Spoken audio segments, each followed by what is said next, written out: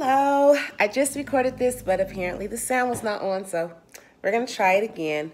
My name is Tamara Wooten. I am recording a book review for culturally diverse literature that I'm taking currently. And so I will be doing a book review over the text. We are all alike. We are all different.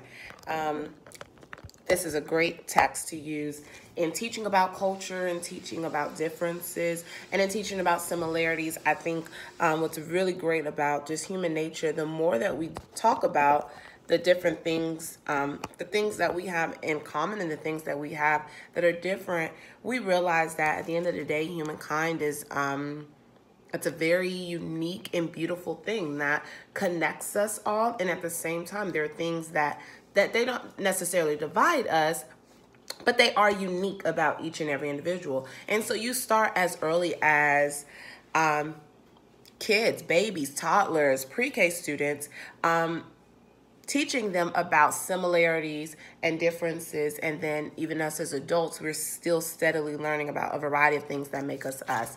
So this is the text that I will be reviewing. The three parts that I will look or discuss will be, I will do a summary of the text, critical analysis, and then provide some instructional connections that could be used. So again, the name of this text is We Are All Alike, We Are All Different. What's very cool about this is that it's actually written by kindergarten students. The Cheltenham elementary school kindergartners. So they're kindergarten students. So I'm just going to kind of go through just so you can kind of see as I talk about the text. The beginning page, it opens saying we are all alike. We are all people. And again, as I said, that's the basis of humanity. We all have that in common regardless. And then you can also see how there are illustrations that the students drew.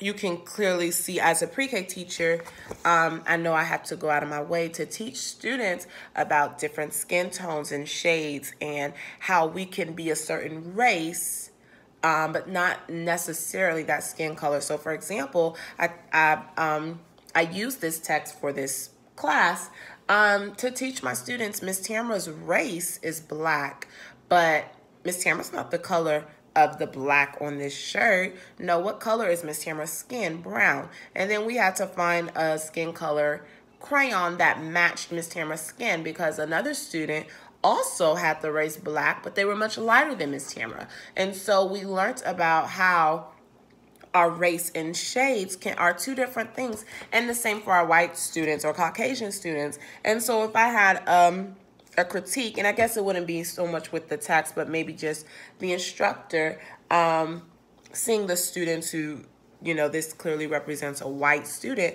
but I think it's important to teach white students as well as black students or Hispanic students that your race is not the color of your skin and that we all have a variety of skin tones. So that's one critique, just kind of going, you know, ahead. What's also great about this text is that there are illustrations accompanied by photos. So you can see photos of different kids, and you know, they all clearly have some similarities and some differences. This student right here, you can tell that she probably has Down syndrome. And even that is another opportunity to teach students about a variety type of people, you know, that make up humanity.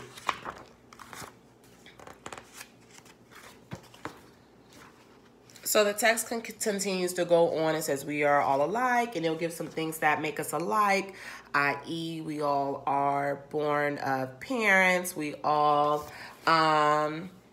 grow, we all eat, we all different things. And then it also say different things that are different. Some of us are boys, some of us are girls, some of us are tall, some of us are short, some of us have a variety of things that are the same and different. It also goes in to talk about like family structures. And it's so important for people in general to know they are not the only one. And so when it goes in talking about family structures, it talks about how some live with their moms and some live with dads and some live with grandparents. And this is so important for students to be able to use text to expand their understanding. So for example, if you're a little boy or girl who's 4 or 5, most students will have a mother. Most times a mom is involved. So if you're that student who maybe your mom passed away or your mom is not involved and you live with your grandparents, a story like this, a text like this says some people live with their mothers, some people live with their fathers, some people live with their grandparents. We are all alike, we are all different. So that's a summary of the text. As far as critiques, like I said, I would love to see this text updated. This text was published in 1991, and so I would love to see something like this just updated, because there's so many things that nothing new under the sun, of course, but there's just more that can be elaborated, it can be updated, and different things like that. As far as instructional connections, a text like this, of course, your mind automatically would go to your pre-K students or your kindergarten students, but this text can be used in a variety of ways. When you think of your pre-K students, like I stated in the beginning, teaching them about race versus skin shade, letting them do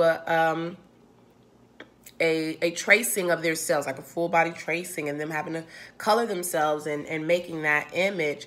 That's one way that text could be used. But even as you go up with your 3rd and 4th and 5th grade students, they're writing essays. And so something like this, they could go and interview families who are different than them. They could be paired with someone who does not have the exact upbringing as they do, interview them and write a report about it, write an essay. Even up to college students. When I think of myself, a college student, there are so many different companies where you're able to send your DNA off and kind of get all those genetics breakdowns and find out things about your past that you would not necessarily know. Those are just extensions that can be used from this type of text that, yes, may be intended for your younger audience, but can definitely be differentiated and expanded to cover a variety of grade levels and instructional approaches. So I hope you've enjoyed my book review, and hopefully you'll use the text possibly. I hope you guys have a great day. Thank you so much for listening.